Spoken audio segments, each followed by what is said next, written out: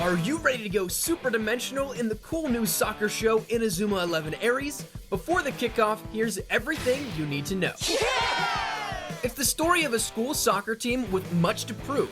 Having just moved from their small island homes to the prestigious Raimon Junior High, their skills are immediately put to the test as they take part in the Football Frontier tournament against the best teams in the country. These plucky underdogs will need to master new skills, overcome challenges, and win it all or face losing everything. This is Sonny Wright, the Raimon 11 striker. He loves soccer, and even when it looks like things are at their worst, he never gives up. A proud teammate on the pitch and a loyal friend off it, he's always looking for the best in everything and in everyone. The Raimon 11 may not be the toughest or the most experienced team around, but by working together, they're going to give it everything they've got.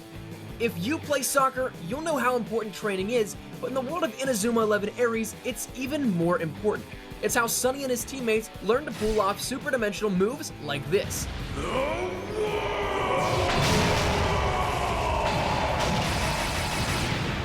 Sonny and the rest of the Raimon 11 will need all their soccer skills and special moves if they're going to triumph in the Football Frontier tournament. Standing in the way is Polestar Academy, Raimon's main rival for soccer success. Polestar's ace striker is Elliot Ember, also known as the Demon on the pitch, and with a nickname like that, you know he won't be easy to beat. Elliot doesn't even see Sonny and the Raimon 11 as a real threat. He's more interested in getting revenge on Lunar Prime Academy, the mysterious team led by Heath Moore. This brilliant team has incredible tactical skill on the pitch, making them the ultimate challenge. Who will win the Football Frontier trophy? What is the secret behind Lunar Prime's incredible success? Will the Raimon Junior High team even make it to the end of the tournament?